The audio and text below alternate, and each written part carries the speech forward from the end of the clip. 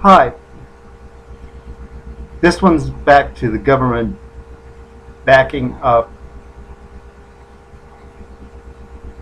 municipalities and states.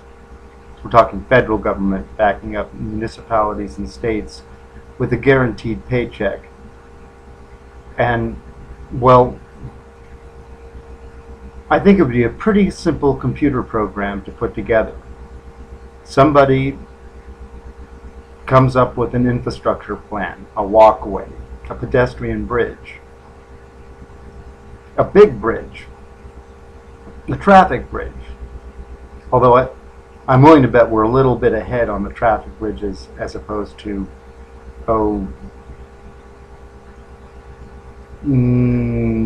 bridges across rivers, bridges proper rather than escape routes in and out of a city.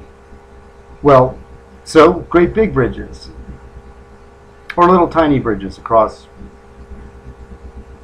places in the United States, or high school athletic facilities.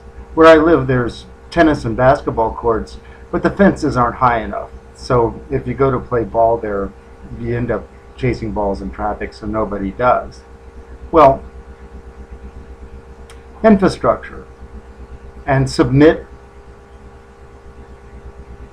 the plans, all local, just how local people get jobs building sidewalks, and have the government come, one person takes a look around, says, yeah, build that sidewalk, only make it, that'll be fine. And the government funds the project by guaranteeing a take-home pay to the paychecks that are being cut. So there's some previous record of what the paychecks were. The local extant budget doesn't have to go through a myriad of approvals waiting for local budgets to be passed and federal portions to be allotted. It's a straight shot to the federal government just for the icing on the cupcake. So if instead of going through labor agencies and slowly finding out who might be willing to work for $8 or change an hour and who might be able to help out, or finding the local construction people who you know will work for $8 an hour but they're not going to like it. And there'll be a competition between those who won't like it and have the job and those who won't like it and don't have the job. Instead, the federal government can take away all of the bureaucratic hopscotch and just say, okay, you've done this project before. Show us what your paychecks were. And we'll just bump everybody up to a guaranteed, well, you'll put it in what you apply for, a guaranteed $15 an hour take home for these workers, a guaranteed $20 for these workers. And the submission for the project will be submitted for, along the lines of submission for the work will be put parallel to what similar work was like. And it will be on that one government worker to have okayed it or not okayed it. Just the way an insurance company has one insurance agent who says, me, I'm the insurance agent that says this boat will go from point A to point B. Like, there was one person. I believe they keep it one person, but then there's a committee underneath them that gets a tisk if in insurance companies if the boat doesn't make it from point A to point B. So the government could insure right off the bat until the government says, no, the project isn't being done properly for this, if there's an abuse.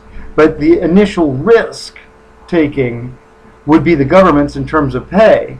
And for the community, the risk taking would be, well, we started the project and it was a bridge to somewhere and the government took the money away. But case by case, I don't see why there isn't any reason why a more streamlined application to a central government brokerage for essentially okaying a project and then guaranteeing the take-home pay. And forget all the other taxes. Just the government says, after all said and done, you take home so much. And Uncle Sam says, here's an extra $8 on that. Now, for someone like me, an extra $8 an hour adds up. Now, for people who are operating heavy machinery, okay, here's an extra $15 an hour.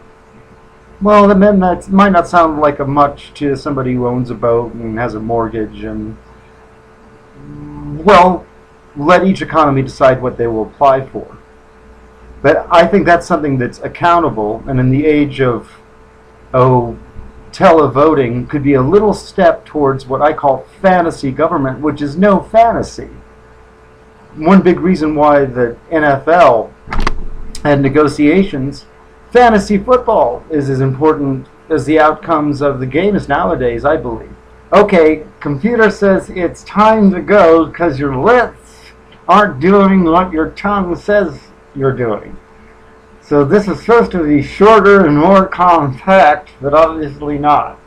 So thanks, Oscar.